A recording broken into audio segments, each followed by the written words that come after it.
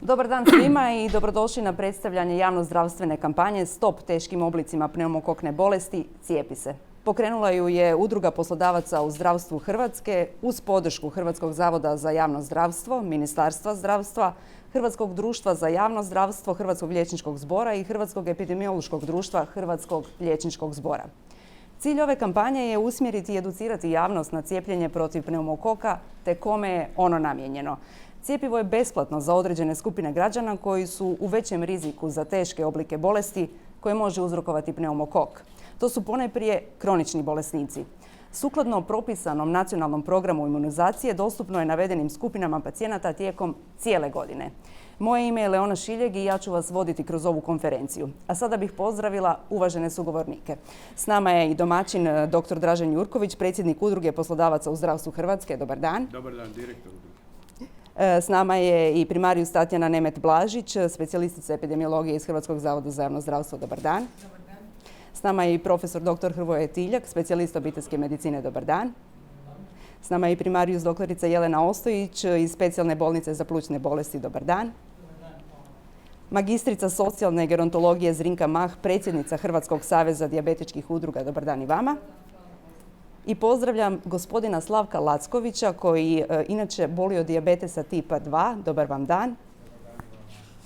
Ako bude pitanja, naravno, za sugovornike nakon ove preskonferencije dostupni su i za vrijeme, naravno. Za početak molim našeg domaćina da nas sve uvodno pozdravi. Izvolite. Evo, zahvaljujem se prije svega na odazivu.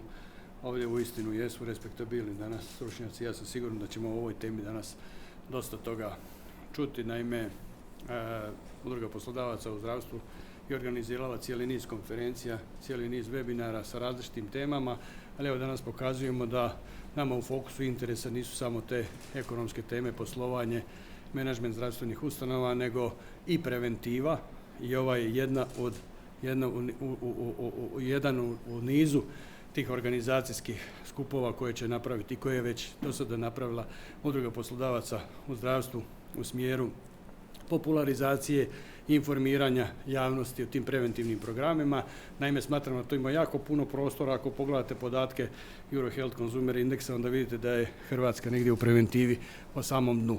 A znate da je 1 kuna uložena u preventivu u konačnici vrijedi kao 10 kuna uloženih u kurativu. Što se tiče pneumokokne bolesti, dakle, ciljem je danas upoznati javnost da postoji mogućnost procjepljivanja, da postoji mogućnost cijepljenja. U Hrvatskoj je osigurano planom imunizacije, osigurano besplatno cjepivo za sve one rizične skupine bolesnika koje se mogu cijepiti protiv pneumokoka, a negdje otprilike procjenjuje se da otprilike polovina svih bakterijskih infekcija, bakterijskog kupala pluća, otitisa, meningitisa, bakterijemija i tako dalje je uzrokovano pneumokokom.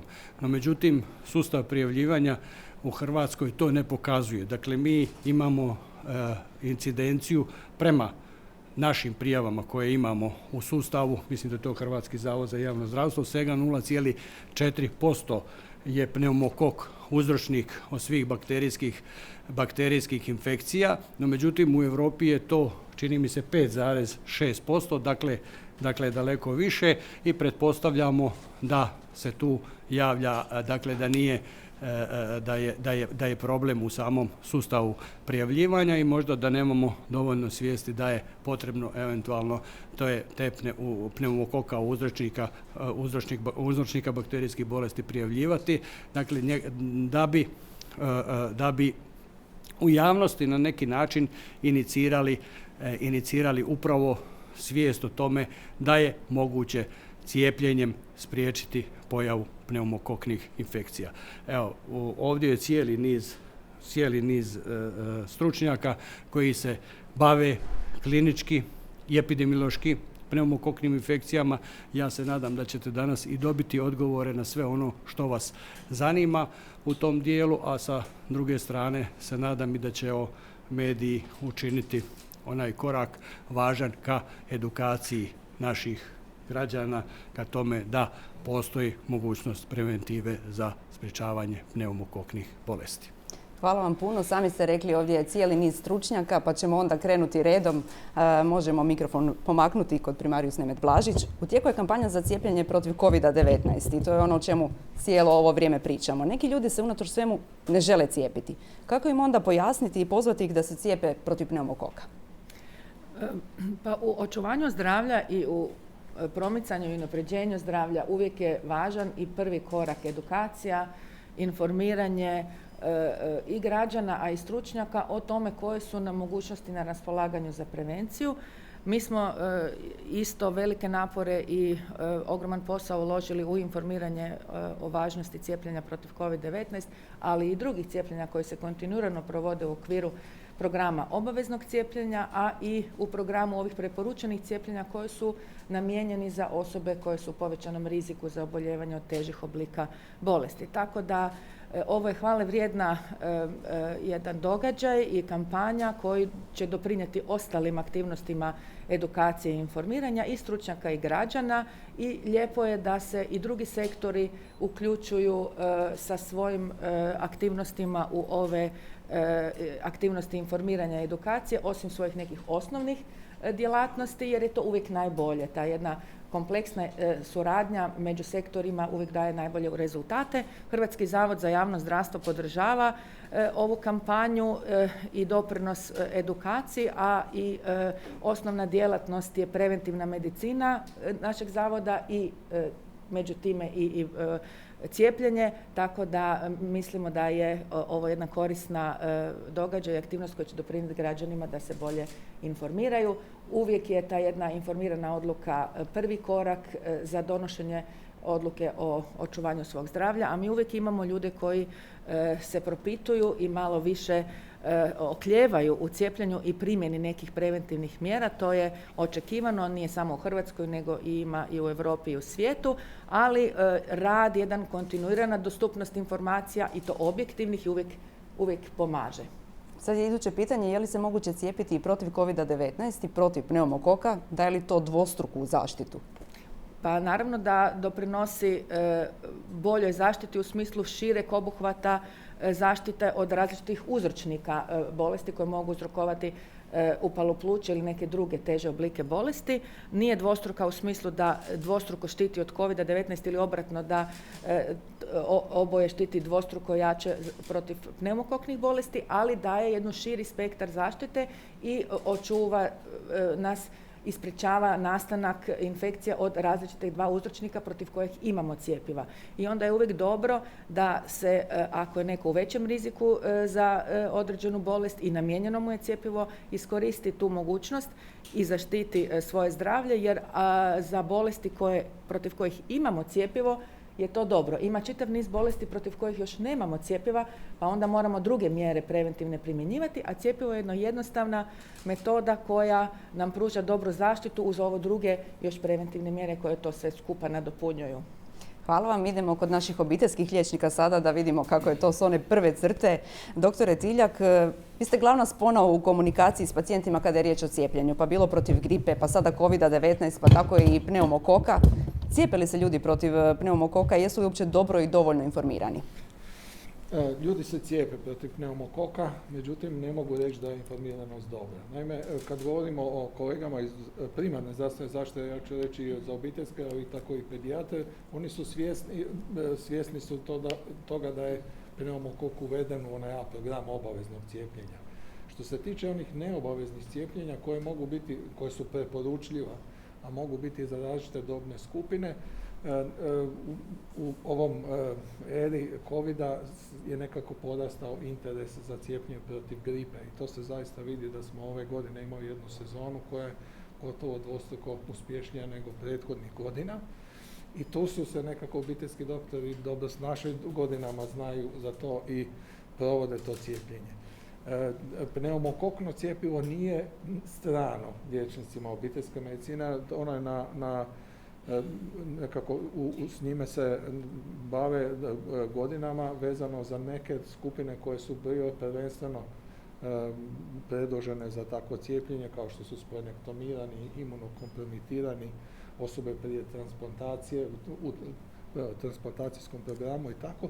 To smo nekako Mislim da smo oko te populacije već odradili posao onako kako treba. Međutim, zadnjih godina imamo preporuku i za ovo proširenje pneumokoknog cjepiva, proširenje prava i preporuka na pneumokokno cijepljenje na većinu kroničnih bolesnika koji se gotovo poklapaju s onim kroničnim bolesnicima koje cijepimo protiv gripe, ali cijepivo nije tako niti popularno, niti se toliko primjenjivao zadnjih godina. Meni se čini da je ovo zaista jedan trenutak kada smo postali svjesni važnosti cijepljenja.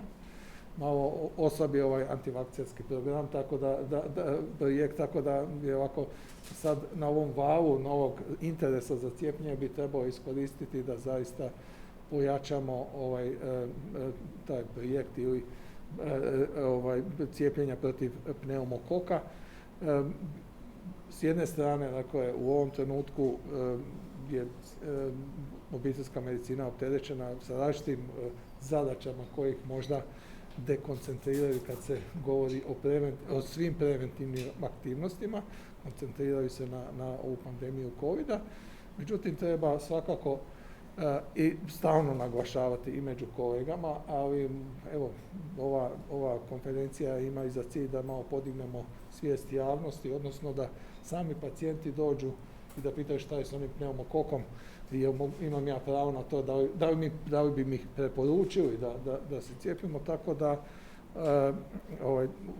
podignemo tu opću svijest i iskoristimo priliku da ako smo već obavili sva ova cijepljenja ove godine i gripu, pa sad evo i veliki dio naših starijih kroničnih bolesnika se pocijepio protiv COVID-a, da iskoristimo priliku da i zaštitimo ih od pneumokokne bolesti, kako je prethodna govornica lijepo rekla, dakle, to je još jedna bolest protiv koje se možemo zaštititi, a koja predstavlja veliki rizik za zdravlje u slučaju zaista pojave pneumokokne bolesti.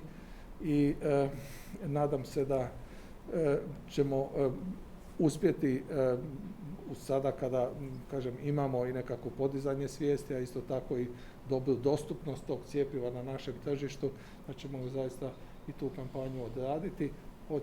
Podsjećam opet da je to cjepivo koje se može cijepiti cijele godine, nije vezano za sezonu, za starije od 65 godina ne mora čak biti ni ponavljanja cjepiva, tako da se cijepi jednom u životu i mislim da je jedno cjepivo koje daje zaštitu od vrlo ozbiljne bolesti i sigurno je provjereno, godinama je na tržištu i da nema razloga da pacijenti sami se, kažem, ne traže to cjepivo, a i kolege da ga nude jer su u poziciji, kako ste rekli, prvoj poziciji da savjetuju te sve preventivne postupke koje su danas dostupne.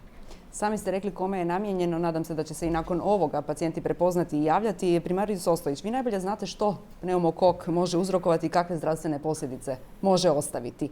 Kako ljudima objasniti da je to za njihovo dobro?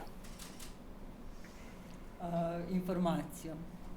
Znači, nije teško objasniti da je cjepivo protiv pneumokoka, o kojem sad danas konkretno govorimo, korisno cjepivo. Brojke govore nedvojbeno i vrlo uvjerljivo o tome kako je to cjepivo iznimno korisno. Može se smanjiti za oko 80% učestalost nečega što se zove invazivna pneumokokna bolest, koja je i dan danas iznimno teška i vrlo često smrtonosna bolest. Nije nama cilj ovdje, kad se te brojke iznose, plašiti javnost, jer toga je, mislim, složit ćete se sa mnom, u zadnjih godinu dana puno i previše. Ja? Nama je cilj zapravo informirati. Pneumokok može uzrokovati čitav spektar bolesti, od onih koje su blage, takozvane neinvazivne bolesti, kako je spomenuto, upale paranazalnih sinusa i srednjega uha, takozvanih nebakterijskih upala pluća, pa do onih teških bakterijemija, sepsa, meningitisa i te zapravo bakterijemijske pneumonije, odnosno takozvanih invazivnih pneumokoknih bolesti. Posebno su neke skupine ugrožene od tih bolesti i od komplikacije, različitih komplikacija koje se mogu s tim bolestima javljati, uključujući primjerice cerebrovaskularne ili kardiovaskularne akutne incidente. Skupina bolesnika koja je posebno ugrožena od pneumokokne bolesti su oni koji imaju kroničnu bolest pluća. Spomenut će se vjerojatno kasnije i puno neregulirana šećerna bolest koja trostruko povećava rizik od invazivne pneumokokne bolesti, što je veliko povećanje rizika. 3 puta je povećan rizik kod bolesnika koji imaju primjerice trajno zatajenje srca ili recimo nešto što se zove ishemijska kardiomiopatija, znači koronarnu bolest. To su bolesti o kojima se priča puno, piše puno i misli puno u društvu. Međutim, postoje neke bolesti koje su sirote i zanemarene, kao što je recimo kronična opstruktivna plućna bolest, pa čak i astma, i neke druge plućne bolesti kao što su bronhektazi ili idiopatska plućna fibroza, koji su također indikacije za ovo cijepljenje. Pacijenti s KOPB-om ili tom pušačkom, najčešće kroničnom opstruktivnom plućnom bolešću, imaju rizik 7 puta veći, ne 3 puta veći, 7 puta veći. Znači, oni su nekako primarna skupina koja bi se trebala cijepiti. Zašto? Zato što imaju kroničnu upalu u dišnom sustavu, zato što imaju kroničnu sustavnu upalu i različite posljedice toga, zato što su osjetljiviji na infekcije, slabije se od njih brane, češće ih imaju. Ono što dodatno komplicira nama posao je činjenica da češće oboljevaju od onih sojeva koji su slabije osjetljivi ili u najgorem slučaju neosjetljivi na antibiotike. Nešto što mi u ovoj kampanji uvijek želimo spomenuti je i jedna od vrlo važnih stvari, a to je racionalna primjena i propisivanje antibiotika samo u bakterijskim infekcijama, u rijetkim slučajevima empirijski, ali samo kad je to opravdano, jel? A ne da pokrijemo virusnu infekciju antibiotikom. Tako da, da se vratim na početak ono što ste me pitali, kako jednostavno informacijama i razgovorom, po mojem, nažalost sad već prevelikom, većem nego što bih htjela iskustvu, bolesnici su izrazito skloni cijepljenju kada im se potreba za cijepljenjem objasni i korist koju ono donosi. Ja, to nije problem. Mislite li da je u ovoj pandemijskoj godini, kada smo puno pričali o covidu, o respiratornim smetnjama, ipak da su postali svjesniji? Pa vidite, ja bih rekla da se na dnevnoj i tjednoj bazi situacija zapravo popravlja. Ljudi se sve manje protive tim nekim jednostavnim mjerama. Ponovno smo naučili prati ruke, što nije loše i dobro će nam činiti i u budućnosti. I dakako da je svijest zapravo veća, i to je ovo što je profesor Tiljak rekao, možda situacije koju sad treba iskoristiti, ali nama nije cilj da se o pneumokoknom cijepljenju i o pneumokoknim bolestima misli, čita, piše i govori jedan sat ili jedan dan ili jedan tjedan ili jedan mjesec. Nama je cilj da postoji pravilo koje se onda u tišini i sustavno, trajno provodi. Tako se radi zapravo unapređenje zdravlja i održavanje zdravlja. To nam je jedan od prioriteta, jel? Čišći zrak, manje plastike, zdravija hrana, cijepljenje protiv zaraznih bolesti. To sve zapravo ide jedno s drugim. Hvala vam. Magistrice Mah, osobe sa šećernom bolesti su u povećanom riziku od teških oblika bolesti, pa je cjepivo protiv pneumokoka itekako preporučljivo za njih. Kakva je situacija na terenu? Cijepe li se? Što mislite? Što bi mogao biti problem za mali odaziv? Pa evo, ja ću sad reći da za ovaj vikend imamo pripremljeno istraživanje koje smo radili na Sveučilišnoj klinici Vuk Vrhovac. Obuhvatili smo 126 osoba, od toga samo 3 osobe su cijepljenja protiv pneumokoka. Mislim da taj broj puno toga govori, mislimo o nekakvih 2%. Moram priznati da je to pitanje inertnosti. Dakle, ja vjerujem da niti liječnici u tom cijelom spektru, odnosno zauzetosti i puno posla, ne stignu i spomenuti da bi se trebale osobe cijepiti, dakle ne samo protiv pneumokoka, nego i gripe i ove godine, odnosno od prošle godine i covida. Mi kao Hrvatski savez dijabetičkih udruga zaista smo se potrudili, od prošle godine smo se uključili u edukaciju osoba sa šećernom bolešću. o važnosti cijepljenja. Mislim da je tu jako važno naglasiti da osobe sa šećernom bolešću moraju znati da su u povećanom riziku od težih oblika bolesti, odnosno da znaju što su posljedice. Tek kada znamo kompletnu sliku i cijelu priču oko toga što je pneumokok i što pneumokok može izazvati kod osoba sa šećernom bolešću, onda će vjerojatno i svijest biti jača. Dakle, ja sam zaista zahvalna na svakoj kampanji koja se radi i ovoj kampanji, znači cijepi se, jer vrlo je važno da ne pričamo, kao što ste vi rekli, da se ne priča danas prigodno ćemo pričati, nego da pričamo o kontinuitetu, pričamo cijelu godinu onome što je važno za, s moje strane, za osobe sa šećernom bolešću. Kako ste se osjećali kada ste dobili tu informaciju da su samo 3 osobe cijepljene? Pa dobro, nije nešto neočekivano, s obzirom da redovito komuniciram sa osobama iz područja cijele Hrvatske, sa osobama sa šećernom bolešću. Nije mi to neobično, nikoga naravno se ne treba kriviti.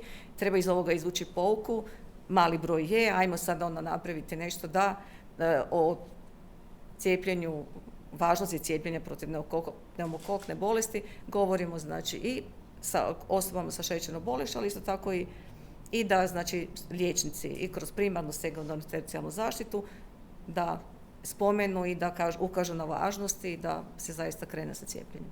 Kao što sam rekla na početku, s nama je i gospodin Lacković koji ima tip dijabetesa 2. Glavno je pitanje, jeste li se vi cijepili i ako niste, zašto niste?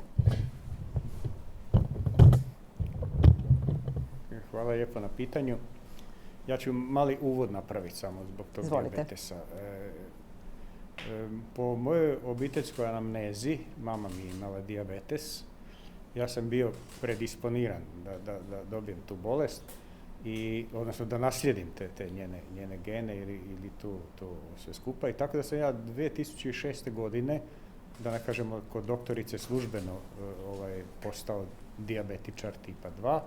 I evo tih, koliko je sad to prošlo, 15 godina, mi u Slavonskom Brodu, pošto imamo bolnicu, uglavnom smo se bazirali na predavanjima, odnosno edukaciji naših članova u našoj udruzi u Slavonskom Brodu. I to su bile sve edukacije vezane za dijabetes. Dakle, generalno za dijabetes, zatim po svim mogućim komplikacijama i jetre, i očiju, i mozga i tako dalje, pogotovo cijelog krvožilnog sustava.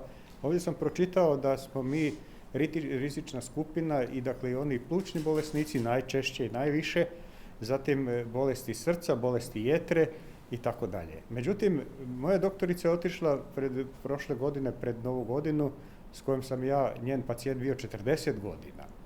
Nisam imao nikad problema sa plućima i nisam ni očekivao da me se, ne znam, ja šalje negdje gdje možda to nije ni potrebno. Prema tome, moja doktorica zna moje zdravstveno stanje, problem sa plućima nije postojao kao takav. Jetru sam operirao, odnosno žučnu kesicu prije 30-ak godina. U to vrijeme sam prestao i pušiti. Dakle, ja već 30 i nekoliko godina ne pušim, tako da tih zdravstvenih problema s plućima nemam. Međutim, činjenica je da u svim tim predavanjima, u svim tim edukacijama koje smo mi kao članovi dijabetičke udruge naše u Slavonskom Brodu, koja s obzirom na veličinu grada i 10% populacije ima dijabetes, na 60.000 stanovnika Slavonskog Broda, to bi trebalo biti otprilike 6.000, mi imamo 60 članova. Možete se misliti koja je to zastupljenost s nama. O tom potom kakav je tu interes ili potreba i tako dalje. Međutim, o cijepljanju protiv pneumokoka nikad nisam ni čuo, niti me ko upućivao, kažem, pogotovo specifično su predavanja ova bila naših liječnika po komplikacijama od dijabetesa. Sad tu dolazi i srce i krvožilni sustav i sve ostalo koje ide i jetra i bubrezi i oči.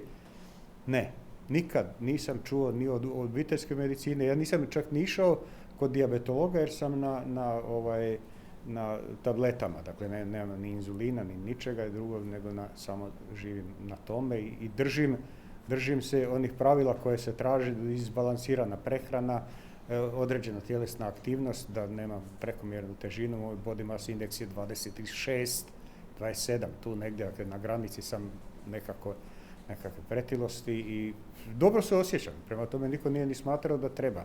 Ali bi sad, kad slušam ove vaše prethodnike, možda bi ne bi bilo loše, imamo mi javno zdravstvo dobro organizirano u Slavonskom Brodu, nismo s njima u kontaktu, nemamo, da ne kažem, nikakve direktne veze, ali možda bi bilo dobro da jedno od sljedećih predavanja bude kod nas kad ga organiziramo, da docent Cvitković ili da nekoga pošalje od svojih da bi to održao to predavanje i da ukaže na takvu jednu mogućnost. Kod nas je članstvo 60 plus godina. Prema tome, mislim, ono da ne kažem, dobro, možda ima pušača, možda nema, ja sad u to ne ulazim. Mi u zatvorenom prostoru ne trošimo cigarete i sve skupa, ali možda bi to doprinijelo tome da se svijest proširi, da bi se ljudi cijepili. Ne više kao 3 na 120, nego da bude i više i bolje. Evo, apel bi trebao ići na niže da bi se oni kod nas pojavili. Ja mogu komunicirati s njima ako treba i kad treba. Koliki će biti odaziv, to je sad relativna stvar. Možda ćete vi biti jedan od glasnika dok ne budemo fizički mogli u Slavonski Brod. Ovo sve će biti dostupno i na YouTube kanalu, tako da će i u drugim dijelovima Hrvatske moći poslušati. Za sad vam hvala. Htjela bi da se mikrofon vrati na početak jer poruka je poslana. Edukacija je najbitnija i građani se mogu informirati kod svog obiteljskog liječnika koji će im dati sve potrebne informacije vezano o cijepljenju protiv pneumokoka. I u tom smislu, s obzirom da se približavamo kraju ovog druženja, htjela bih da svi kažete zaključnu riječ. Izvolite. Evo, slušajući kolege, vidjeli smo da je ova inicijativa potrebna.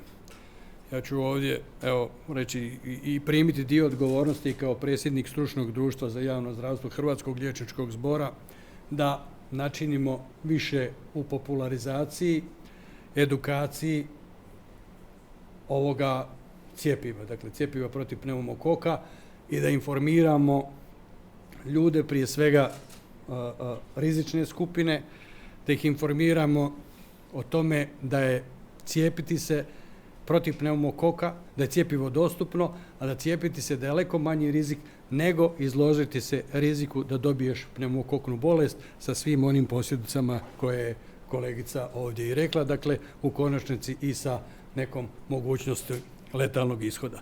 Mi uz primarnu zdravstvenu zaštitu imamo jako dobru mrežu u zavodima za javno zdravstvo i liječnika, specijalista javnog zdravstva i epidemiologa. Mislim da nam je na neki način i ova današnja konferencija dala u zadatak da informiramo svoje građane, da informiramo te rizične pacijente, da ih educiramo i da na neki način im približimo te mogućnosti koje danas imamo. Evo, zbog toga bi se sada zahvalio prije svega vama, zahvalio bi se medijima, zahvalio bi se svim ovdje kolegama koji su bile prije svega i pacijentima što su krenuli u ovu akciju i evo ja se uistinu nadam da će ovo biti na neki način početak i da ćemo možda u nekom doglednu vremenu i vidjeti rezultate ovakvih preventivnih kampanja i ovakve preventivne akcije. Evo, ja sam sasvim siguran da će se i zavodi za javno zdravstvo, naime ja sam bio i dugogodišnji uposlenik Zavoda za javno zdravstvo i znam što znači preventiva. Za mene je preventiva na neki način ključ cjelokupne medicinske skrbi i da ćemo na neki način imati bolje rezultate u cjelokupnoj preventivi, u provedbi preventivnih programa, jer vi znate da mi imamo nacionalna 4 preventivna programa i da je odaziv vrlo loš i tih programa, ali i po pitanju cijepljenja protiv pneumokoka i sprječavanja svih onih posljedica pneumokokne bolesti. Hvala, izvolite. Zaključne riječi. Evo, danas smo čuli i podsjetili smo se o koje bolesti može uzrokovati streptokok pneumonije ili skraćeno pneumokok, da to mogu biti, osim nekih blažih infekcija gornjih dišnih sustava, i teški oblici invazivne bolesti kao što su upala pluća, infekcija krvi ili sepsa ili meningitis ili infekcija mozga. I važno je znati i podsjetiti da protiv tih bolesti invazivnih teških oblika pneumokokne bolesti postoji cjepivo za zaštitu i ono je posebno namijenjeno dakle ovim osobama koji imaju veći rizik. Čuli smo, to su osobe sa kroničnim bolestima pluća, srca, bubrega, jetre, nekim stanjima koje narušavaju imunološki sustav, smanjuju obrambenu sposobnost organizma, ali i još nekim stanjima poput nedostatka slezene ili anatomski ako postoji neka komunikacija između mozga i koja povećava rizik za nastanak infekcije mozga. Dakle, sve te informacije svi mogu građani i stručnjaci još ponoviti, postoje dostupne na web stranicama Hrvatskog zavoda za javno zdravstvo, gdje onda se može ljudi koji se prepoznaju još dodatno savjetovati kod liječnika. Hvala vam. Ja ću ovdje ovako između nas. Hvala. Pa, evo, spomenuti su nacionalni programi i ove akcije kroz Hrvatski zavod za javno zdravstvo. Za ovo neobavezna cijepljenja mi se čini da je ipak naša pozicija dosta jaka, odnosno osvjedočili smo se da taj oportunističke preventivne intervencije, ako je prigodne, kad imamo pacijenta pred sobom pa mu nešto ponudimo, imaju jedan značajan utjecaj, tako da se nadamo da ćemo i među liječnicima primarne zdravstvene zaštite podići taj nivo interesa za sudjelovanje u takvim akcijama. Na nekoliko radionica provedenih u zadnje vrijeme u ovoj godini je iznjedrilo par ideja koje su ovako vezane za ovu informatizaciju i to da imamo podsjetnike koje već imamo recimo za panel kronične opstruktivne plućne bolesti, ali da imamo podsjetnike kao i kolege iz sekundarne zdravstvene zaštite koje su se na neki način predložile da imamo one opaske kod recimo bilo kojeg otpusta iz bolnice. Potrebno je osim svih drugih uputa o liječenju recimo šećerne bolesti, potrebno je pocijepiti pacijenta protiv pneumokoka. To su sve podsjetnici nekako na kojim računamo i dogovorili smo se unutar struke da bi mogli unaprijediti cijepljenje. Hvala vam, izvolite. Pa, ja zapravo ne bih ponavljala, samo ključ je doista u informaciji koja mislim treba biti jednostavna i jasna. Na taj se način jača povjerenje u struku, bez povjerenja nema ništa. Znači, bitno je da mi vjerujemo svojim bolesnicima i da oni vjeruju nama. Tu je na vama velika odgovornost, na medijima, da se te informacije plasiraju, a u tome smo, vidim, sve bolji iz dana u dan, jednoznačno, jednostavno i jasno. Nakon informacije onda je sve puno lakše jer zapravo vrlo je kratak onda korak prema provedbi cijepljenja protiv pneumokoka. Ovdje na sreću nemamo problem, za sad barem sa nestašicom cjepiva, tako da treba nam samo malo i tu smo. Hvala. Nadam se da ćemo doći do toga malo i drugi dio zaključne riječi.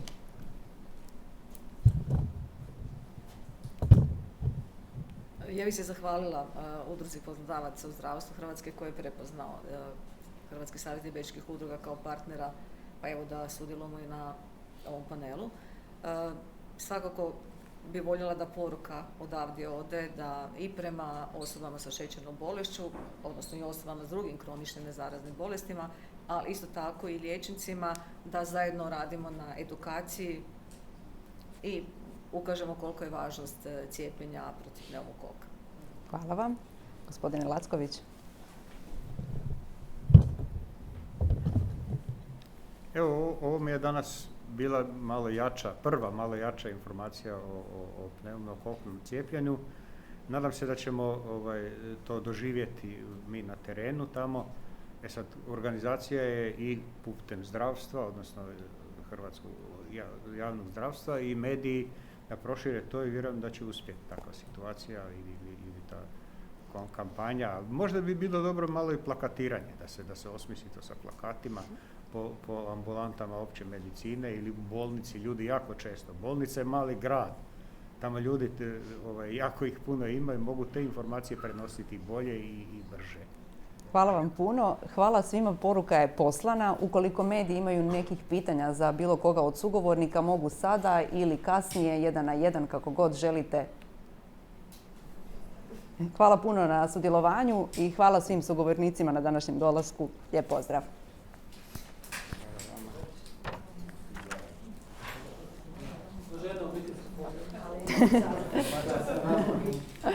S distancom.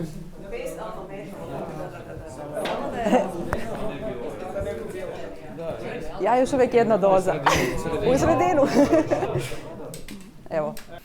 Dobar dan svima i dobrodošli na predstavljanje javnozdravstvene kampanje Stop teškim oblicima pneumokokne bolesti, cijepi se. Pokrenula ju je Udruga poslodavaca u zdravstvu Hrvatske uz podršku Hrvatskog zavoda za javno zdravstvo, Ministarstva zdravstva, Hrvatskog društva za javno zdravstvo, Hrvatskog liječničkog zbora i Hrvatskog epidemiološkog društva Hrvatskog liječničkog zbora. Cilj ove kampanje je usmjeriti i educirati javnost na cijepljenje protiv pneumokoka te kome je ono namijenjeno. Cjepivo je besplatno za određene skupine građana koji su u većem riziku za teške oblike bolesti koje može uzrokovati pneumokok. To su ponajprije kronični bolesnici. Sukladno propisanom nacionalnom programu imunizacije dostupno je navedenim skupinama pacijenata tijekom cijele godine. Moje ime je Leona Šiljeg i ja ću vas voditi kroz ovu konferenciju. A sada bih pozdravila uvažene sugovornike. S nama je i domaćin dr. Dražen Jurković, predsjednik Udruge poslodavaca u zdravstvu Hrvatske. Dobar dan. Dobar dan, direktor udruge. S nama je i primarijus Tatjana Nemet-Blažić, specijalistica epidemiologije iz Hrvatskog zavoda za javno zdravstvo. Dobar dan. Dobar dan. S nama je i profesor dr. Hrvoje Tiljak, specijalist obiteljske medicine. Dobar dan. S nama je i primarijus doktorica Jelena Ostojić iz specijalne bolnice za plućne bolesti. Dobar dan. Magistrica socijalne gerontologije Zrinka Mah, predsjednica Hrvatskog saveza dijabetičkih udruga. Dobar dan i vama. I pozdravljam gospodina Slavka Lackovića koji inače boli od dijabetesa tipa 2. Dobar vam dan. Ako bude pitanja, naravno, za sugovornike nakon ove preskonferencije dostupni su i za vrijeme, naravno. Za početak molim našeg domaćina da nas sve uvodno pozdravi. Izvolite. Evo, zahvaljujem se prije svega na odazivu. Ovdje uistinu jesu respektabilni danas stručnjaci. Ja sam siguran da ćemo o ovoj temi danas dosta toga čuti. Naime, Udruga poslodavaca u zdravstvu je organizirala cijeli niz konferencija, cijeli niz webinara sa različitim temama, ali evo danas pokazujemo da nama u fokusu interesa nisu samo te ekonomske teme, poslovanje, menadžment zdravstvenih ustanova, nego i preventiva i ova je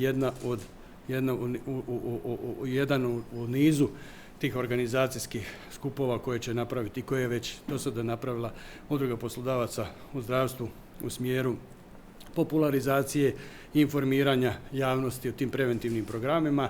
Naime, smatram da to ima jako puno prostora. Ako pogledate podatke Eurohealth Consumer Indexa, onda vidite da je Hrvatska negdje u preventivi po samom dnu.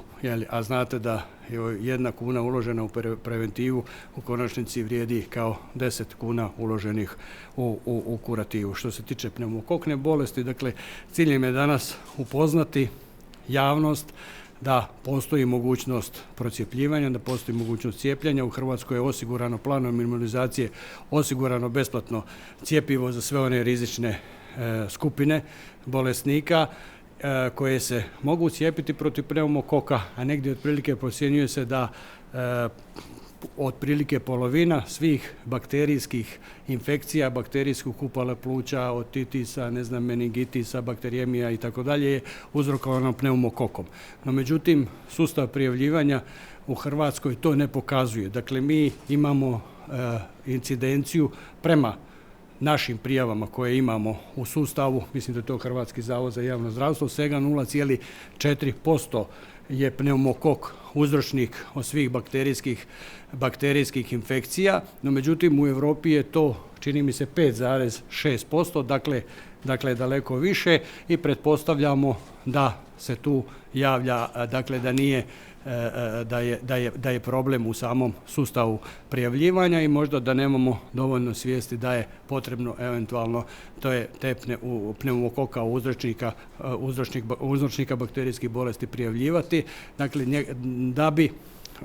da bi u javnosti na neki način inicirali upravo svijest o tome da je moguće cijepljenjem spriječiti pojavu pneumokoknih infekcija. Evo, ovdje je cijeli niz stručnjaka koji se bave klinički i epidemiološki pneumokoknim infekcijama.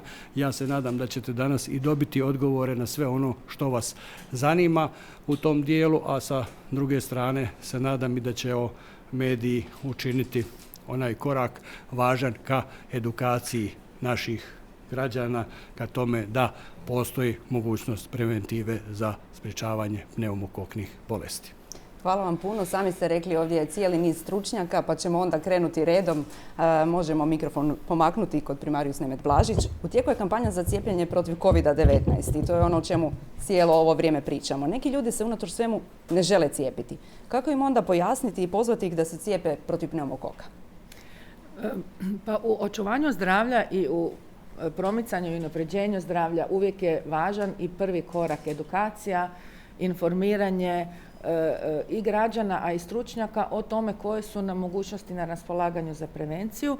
Mi smo isto velike napore i ogroman posao uložili u informiranje o važnosti cijepljenja protiv COVID-19, ali i drugih cijepljenja koji se kontinuirano provode u okviru programa obaveznog cijepljenja, a i u programu ovih preporučenih cijepljenja koji su namijenjeni za osobe koje su u povećanom riziku za oboljevanje od težih oblika bolesti. Tako da ovo je hvale vrijedna jedan događaj i kampanja koji će doprinijeti ostalim aktivnostima edukacije i informiranja i stručnjaka i građana i lijepo je da se i drugi sektori uključuju sa svojim aktivnostima u ove aktivnosti informiranja i edukacije, osim svojih nekih osnovnih djelatnosti, jer je to uvijek najbolje. Ta jedna kompleksna suradnja među sektorima uvijek daje najbolje rezultate. Hrvatski zavod za javno zdravstvo podržava ovu kampanju i doprinos edukaciji, a i osnovna djelatnost je preventivna medicina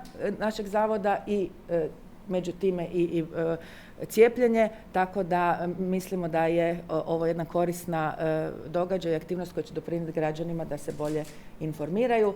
Uvijek je ta jedna informirana odluka prvi korak za donošenje odluke o očuvanju svog zdravlja, a mi uvijek imamo ljude koji se propituju i malo više oklijevaju u cijepljenju i primjeni nekih preventivnih mjera. To je očekivano, nije samo u Hrvatskoj, nego ima i u Europi i u svijetu, ali rad, jedan kontinuirana dostupnost informacija i to objektivnih i uvijek pomaže.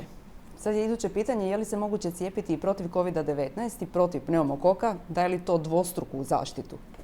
Pa naravno da doprinosi boljoj zaštiti u smislu šireg obuhvata zaštite od različitih uzročnika bolesti koje mogu uzrokovati upalu pluća ili neke druge teže oblike bolesti. Nije dvostruka u smislu da dvostruko štiti od COVID-19 ili obratno da oboje štiti dvostruko jače protiv pneumokoknih bolesti, ali daje jednu širi spektar zaštite i očuva nas i sprječava nastanak infekcija od različitih dva uzročnika protiv kojih imamo cjepiva. I onda je uvijek dobro da se, ako je neko u većem riziku za određenu bolest i namijenjeno mu je cjepivo, iskoristi tu mogućnost i zaštiti svoje zdravlje, jer za bolesti protiv kojih imamo cjepivo je to dobro. Ima čitav niz bolesti protiv kojih još nemamo cjepiva, pa onda moramo druge mjere preventivne primjenjivati, a cjepivo je jedna jednostavna metoda koja nam pruža dobru zaštitu uz ovo druge još preventivne mjere koje to sve skupa nadopunjuju. Hvala vam. Idemo kod naših obiteljskih liječnika sada da vidimo kako je to s one prve crte. Doktore Tiljak, vi ste glavna spona u komunikaciji s pacijentima kada je riječ o cijepljenju, pa bilo protiv gripe, pa sada COVID-19, pa tako i pneumokoka. Cijepe li se ljudi protiv pneumokoka i jesu li uopće dobro i dovoljno informirani? Ljudi se cijepe protiv pneumokoka, međutim ne mogu reći da je informiranost dobra. Naime, kad govorimo o kolegama iz primarne zdravstvene zaštite, ja ću reći i za obiteljske, ali tako i pedijatre, oni su svjesni su toga da je pneumokok uveden u onaj program obaveznog cijepljenja. Što se tiče onih neobaveznih cijepljenja koje su preporučljiva, a mogu biti za različite dobne skupine, u ovom eri COVID-a je nekako porastao interes za cijepljenje protiv gripe i to se zaista vidi da smo ove godine imali jednu sezonu koja je gotovo dvostruko uspješnija nego prethodnih godina i tu su se nekako obiteljski doktori dobro s našim godinama znaju za to i provode to cijepljenje. Pneumokokno cjepivo nije strano liječnicima obiteljske medicine, ono je nekako s njime se bave godinama vezano za neke skupine koje su bile prvenstveno predložene za takvo cijepljenje, kao što su splenektomirani, imunokompromitirani, osobe prije transplantacije, u transplantacijskom programu i tako.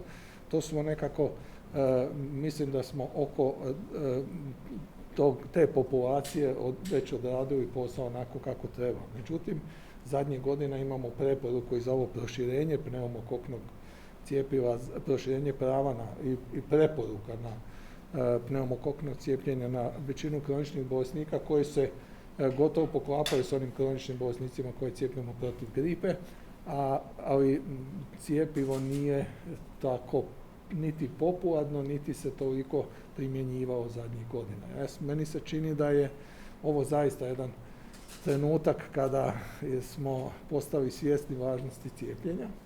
Malo oslabi ovaj antivakcerski program, projekt, tako da je ovako sad na ovom valu novog interesa za cijepljenje bi trebalo iskoristiti da zaista pojačamo taj projekt ili cijepljenja protiv pneumokoka.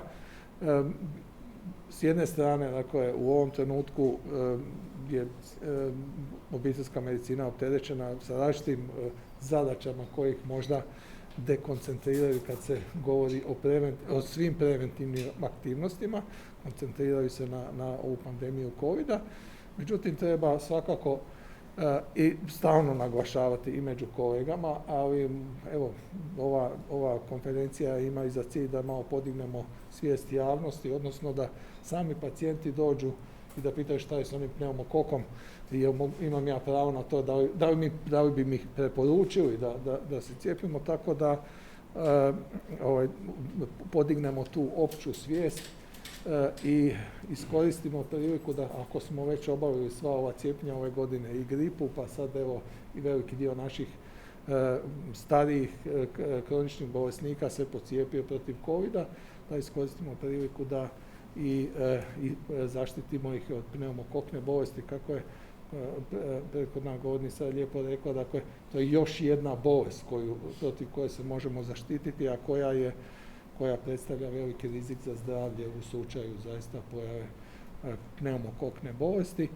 I nadam se da ćemo uspjeti sada kada, kažem, imamo i nekako podizanje svijesti, a isto tako i dobru dostupnost tog cjepiva na našem tržištu, da ćemo zaista i tu kampanju odraditi.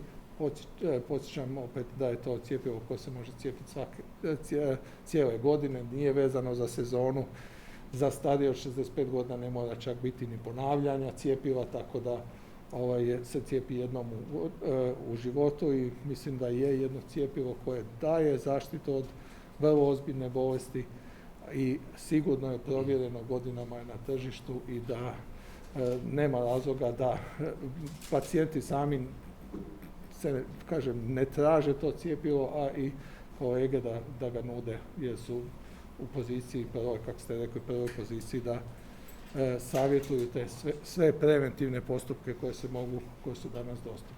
Sami ste rekli kome je namijenjeno, nadam se da će se i nakon ovoga pacijenti prepoznati i javljati. Primarijus Ostojić, vi najbolje znate što pneumokok može uzrokovati i kakve zdravstvene posljedice može ostaviti. Kako ljudima objasniti da je to za njihovo dobro? Informacijom. Znači, nije teško objasniti da je cjepivo protiv pneumokoka, o kojem sad danas konkretno govorimo, korisno cjepivo. Brojke govore nedvojbeno i vrlo uvjerljivo o tome kako je to cjepivo iznimno korisno. Može se smanjiti za oko 80% učestalost nečega što se zove invazivna pneumokokna bolest, koja je i dan danas iznimno teška i vrlo često smrtonosna bolest. Nije nama cilj ovdje, kad se te brojke iznose, plašiti javnost, jer toga je, mislim, složit ćete se sa mnom, u zadnjih godinu dana puno i previše. Ja? Nama je cilj zapravo informirati. Pneumokok može uzrokovati čitav spektar bolesti, od onih koje su blage, takozvane neinvazivne bolesti, kako je spomenuto, upale paranazalnih sinusa ili srednjega uha, takozvanih nebakterijskih upala pluća, pa do onih teških bakterijemija, sepsa, meningitisa i te zapravo bakterijemijske pneumonije, odnosno takozvanih invazivnih pneumokoknih bolesti. Posebno su neke skupine ugrožene od tih bolesti i od komplikacije, različitih komplikacija koje se mogu s tim bolestima javljati, uključujući primjerice cerebrovaskularne ili kardiovaskularne akutne incidente. Skupina bolesnika koja je posebno ugrožena od pneumokokne bolesti su oni koji imaju kroničnu bolest pluća. Spomenut će se vjerojatno kasnije i puno neregulirana šećerna bolest koja trostruko povećava rizik od invazivne pneumokokne bolesti, što je veliko povećanje rizika. 3 puta je povećan rizik kod bolesnika koji imaju primjerice trajno zatajenje srca ili recimo nešto što se zove ishemijska kardiomiopatija, znači koronarnu bolest. To su bolesti o kojima se priča puno, piše puno i misli puno u društvu. Međutim, postoje neke bolesti koje su sirote i zanemarene, kao što je recimo kronična opstruktivna plućna bolest, pa čak i astma, i neke druge plućne bolesti kao što su bronhektazi ili idiopatska plućna fibroza, koji su također indikacije za ovo cijepljenje. Pacijenti s KOPB-om ili tom pušačkom, najčešće kroničnom opstruktivnom plućnom bolešću, imaju rizik 7 puta veći, ne 3 puta veći, 7 puta veći. Znači, oni su nekako primarna skupina koja bi se trebala cijepiti. Zašto? Zato što imaju kroničnu upalu u dišnom sustavu, zato što imaju kroničnu sustavnu upalu i različite posljedice toga, zato što su osjetljiviji na infekcije, slabije se od njih brane, češće ih imaju. Ono što dodatno komplicira nama posao je činjenica da češće oboljevaju od onih sojeva koji su slabije osjetljivi ili u najgorem slučaju neosjetljivi na antibiotike. Nešto što mi u ovoj kampanji uvijek želimo spomenuti je i jedna od vrlo važnih stvari, a to je racionalna primjena i propisivanje antibiotika samo u bakterijskim infekcijama, u rijetkim slučajevima empirijski, ali samo kad je to opravdano, jel? A ne da pokrijemo virusnu infekciju antibiotikom. Tako da, da se vratim na početak ono što ste me pitali, kako jednostavno informacijama i razgovorom, po mojem, nažalost sad već prevelikom, većem nego što bih htjela iskustvu, bolesnici su izrazito skloni cijepljenju kada im se potreba za cijepljenjem objasni i korist koju ono donosi. Ja, to nije problem. Mislite li da je u ovoj pandemijskoj godini, kada smo puno pričali o covidu, o respiratornim smetnjama, ipak da su postali svjesniji? Pa vidite, ja bih rekla da se na dnevnoj i tjednoj bazi situacija zapravo popravlja. Ljudi se sve manje protive tim nekim jednostavnim mjerama. Ponovno smo naučili prati ruke, što nije loše i dobro će nam činiti i u budućnosti. I dakako da je svijest zapravo veća, i to je ovo što je profesor Tiljak rekao, možda situacije koju sad treba iskoristiti, ali nama nije cilj da se o pneumokoknom cijepljenju i o pneumokoknim bolestima misli, čita, piše i govori jedan sat ili jedan dan ili jedan tjedan ili jedan mjesec. Nama je cilj da postoji pravilo koje se onda u tišini i sustavno, trajno provodi. Tako se radi zapravo unapređenje zdravlja i održavanje zdravlja. To nam je jedan od prioriteta, jel, čišći zrak, manje plastike, zdravija hrana, cijepljenje protiv zaraznih bolesti. To sve zapravo ide jedno s drugim, ja bih rekla. Hvala vam. Magistrice Mah, osobe sa šećernom bolesti su u povećanom riziku od teških oblika bolesti, pa je cjepivo protiv pneumokoka itekako preporučljivo za njih. Kakva je situacija na terenu? Cijepe li se? Što mislite? Što bi mogao biti problem za mali odaziv? Pa evo, ja ću sad reći da za ovaj vikend imamo pripremljeno istraživanje koje smo radili na Sveučilišnoj klinici Vuk Vrhovac.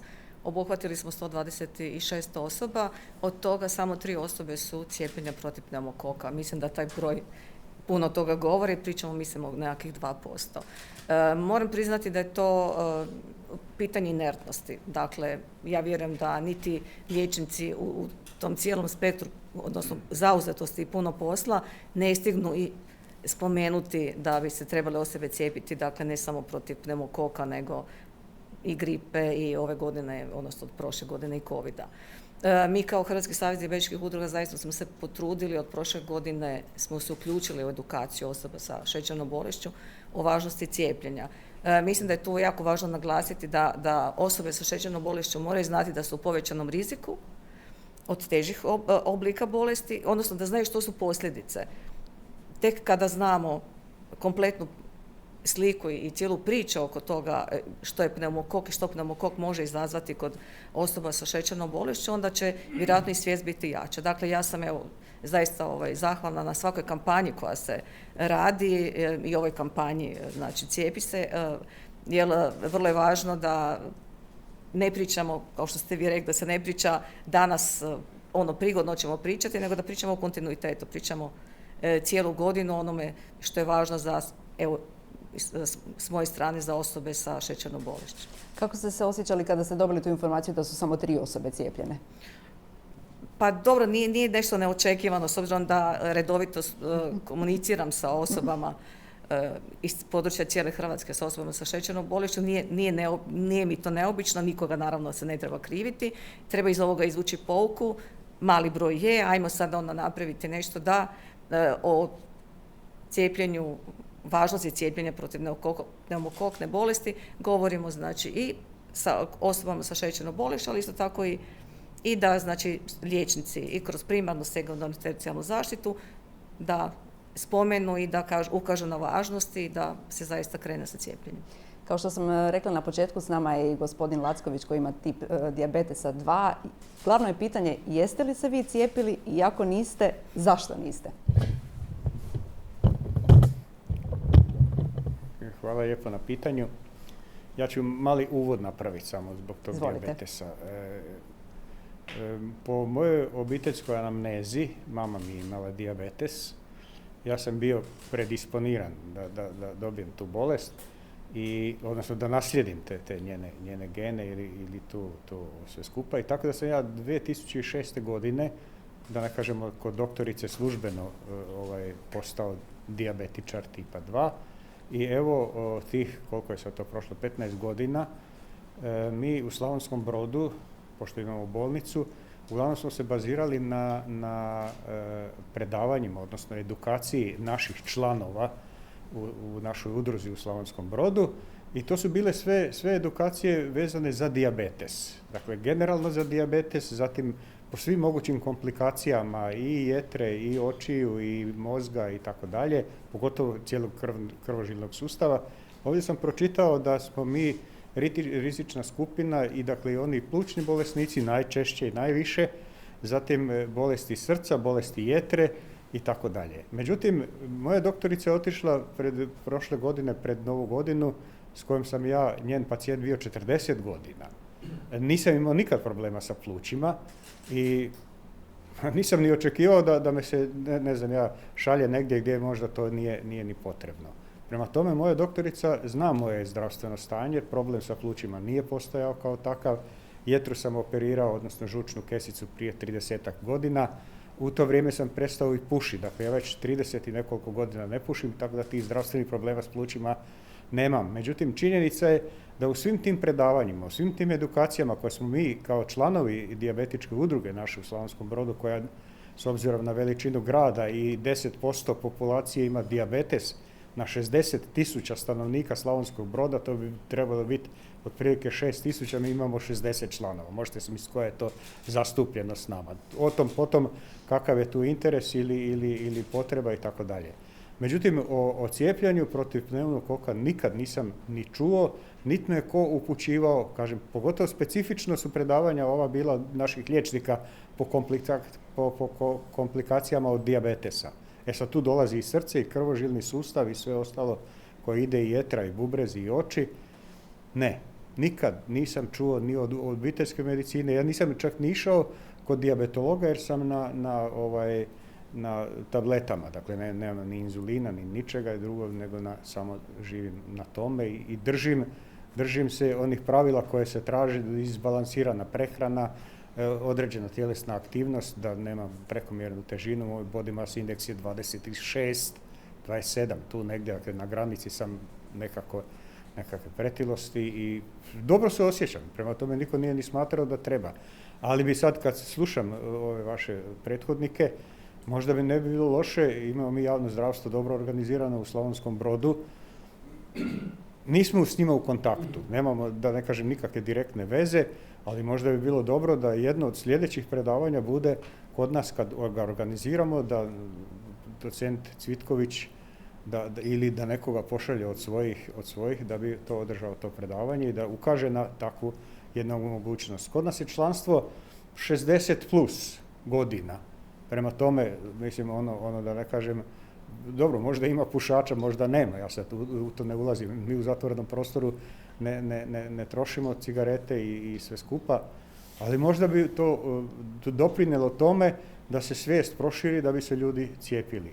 Ne više kao 3 na 120, nego da bude i više i bolje. Evo, apel bi trebao ići na niže da bi se oni kod nas pojavili. Ja mogu komunicirati s njima ako treba i kad treba. Koliki će biti odaziv, to je sad relativna stvar. Možda ćete vi biti jedan od glasnika dok ne budemo fizički mogli u Slavonski Brod. Ovo sve će biti dostupno i na YouTube kanalu, tako da će i u drugim dijelovima Hrvatske moći poslušati. Za sad vam hvala. Htjela bi da se mikrofon vrati na početak jer poruka je poslana. Edukacija je najbitnija i građani se mogu informirati kod svog obiteljskog liječnika koji će im dati sve potrebne informacije vezano o cijepljenju protiv pneumokoka. I u tom smislu, s obzirom da se približavamo kraju ovog druženja, htjela bih da svi kažete zaključnu riječ. Izvolite. Evo, slušajući kolege, vidjeli smo da je ova inicijativa potrebna.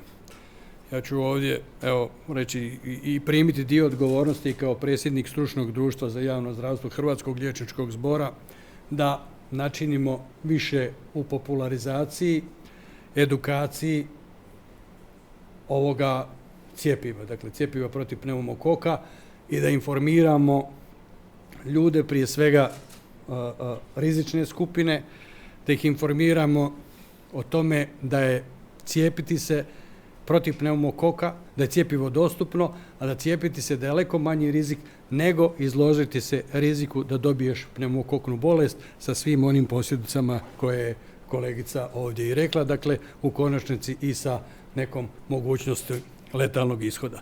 Mi uz primarnu zdravstvenu zaštitu imamo jako dobru mrežu u zavodima za javno zdravstvo i liječnika, specijalista javnog zdravstva i epidemiologa. Mislim da nam je na neki način i ova današnja konferencija dala u zadatak da informiramo svoje građane, da informiramo te rizične pacijente, da ih educiramo i da na neki način im približimo te mogućnosti koje danas imamo. Evo, zbog toga bi se sada zahvalio prije svega vama, zahvalio bi se medijima, zahvalio bi se svim ovdje kolegama koji su bile prije svega i pacijentima što su krenuli u ovu akciju i evo ja se uistinu nadam da će ovo biti na neki način početak i da ćemo možda u nekom doglednu vremenu i vidjeti rezultate ovakvih preventivnih kampanja i ovakve preventivne akcije. Evo, ja sam sasvim siguran da će se i zavodi za javno zdravstvo, naime ja sam bio i dugogodišnji uposlenik Zavoda za javno zdravstvo i znam što znači preventiva. Za mene je preventiva na neki način ključ cjelokupne medicinske skrbi i da ćemo na neki način imati bolje rezultate u cjelokupnoj preventivi, u provedbi preventivnih programa, jer vi znate da mi imamo nacionalna 4 preventivna programa i da je odaziv vrlo loš i tih programa, ali i po pitanju cijepljenja protiv pneumokoka i sprječavanja svih onih posljedica pneumokokne bolesti. Hvala, izvolite. Zaključne riječi. Evo, danas smo čuli i podsjetili smo se o koje bolesti može uzrokovati streptokok pneumonije ili skraćeno pneumokok, da to mogu biti, osim nekih blažih infekcija gornjih dišnih sustava, i teški oblici invazivne bolesti kao što su upala pluća, infekcija krvi ili sepsa ili meningitis ili infekcija mozga. I važno je znati i podsjetiti da protiv tih bolesti, invazivnih teških oblika pneumokokne bolesti, postoji cjepivo za zaštitu i ono je posebno namijenjeno dakle ovim osobama koji imaju veći rizik. Čuli smo, to su osobe sa kroničnim bolestima pluća, srca, bubrega, jetre, nekim stanjima koje narušavaju imunološki sustav, smanjuju obrambenu sposobnost organizma, ali i još nekim stanjima poput nedostatka slezene ili anatomski ako postoji neka komunikacija između mozga i koja povećava rizik za nastanak infekcije mozga. Dakle, sve te informacije svi mogu građani i stručnjaci još ponoviti, postoje dostupne na web stranicama Hrvatskog zavoda za javno zdravstvo, gdje onda se može ljudi koji se prepoznaju još dodatno savjetovati kod liječnika. Hvala vam. Evo ja ću ovdje ovako između nas. Hvala. Pa, evo, spomenuti su nacionalni programi i ove akcije kroz Hrvatski zavod za javno zdravstvo. Za ovo neobavezna cijepljenja mi se čini da je ipak naša pozicija dosta jaka, odnosno osvjedočili smo se da taj oportunističke preventivne intervencije, dakle prigodne, kad imamo pacijenta pred sobom pa mu nešto ponudimo, imaju jedan značajan utjecaj, tako da se nadamo da ćemo i među liječnicima primarne zdravstvene zaštite podići taj nivo interesa za sudjelovanje u takvim akcijama. Nekoliko radionica provedenih u zadnje vrijeme u ovoj godini je iznjedrilo par ideja koje su ovako vezane za ovu informatizaciju i to da imamo podsjetnike koje već imamo recimo za panel kronične opstruktivne plućne bolesti, ali da imamo podsjetnike kao i kolege iz sekundarne zdravstvene zaštite koje su se na neki način predložile da imamo one opaske kod recimo bilo kojeg otpusta iz bolnice. Potrebno je osim svih drugih uputa o liječenju recimo šećerne bolesti, potrebno je pocijepiti pacijenta protiv pneumokoka. To su sve podsjetnici nekako na kojim računamo i dogovorili smo se unutar struke da bi mogli unaprijediti cijepljenje. Hvala vam, izvolite. Pa, ja zapravo ne bih ponavljala, samo ključ je doista u informaciji koja mislim treba biti jednostavna i jasna. Na taj se način jača povjerenje u struku, bez povjerenja nema ništa. Znači, bitno je da mi vjerujemo svojim bolesnicima i da oni vjeruju nama. Tu je na vama velika odgovornost, na medijima, da se te informacije plasiraju, a u tome smo, vidim, sve bolji iz dana u dan, jednoznačno, jednostavno i jasno. Nakon informacije onda je sve puno lakše jer zapravo vrlo je kratak onda korak prema provedbi cijepljenja protiv pneumokoka. Ovdje na sreću nemamo problem, za sad barem sa nestašicom cjepiva, tako da treba nam samo malo i tu smo. Hvala. Nadam se da ćemo doći i do toga malo i drugi dio zaključne riječi.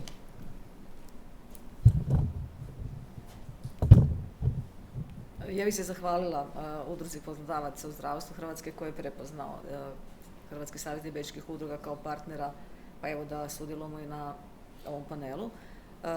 Svakako bi voljela da poruka odavdje ode da i prema osobama sa šećernom bolešću, odnosno i osobama s drugim kroničnim nezaraznim bolestima, ali isto tako i liječnicima, da zajedno radimo na edukaciji i ukažemo koliko je važnost cijepljenja protiv pneumokoka. Hvala vam. Gospodine Lacković.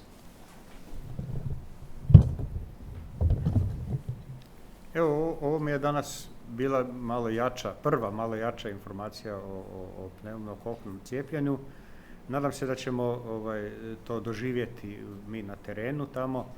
Sad, organizacija je i putem zdravstva, odnosno Hrvatskog javnog zdravstva i mediji da prošire to i vjerujem da će uspjeti takva situacija ili ta kampanja. Možda bi bilo dobro malo i plakatiranje, da se osmisli to sa plakatima po ambulantama opće medicine ili u bolnici. Ljudi jako često, bolnica je mali grad, tamo ljudi jako ih puno imaju, mogu te informacije prenositi bolje i brže.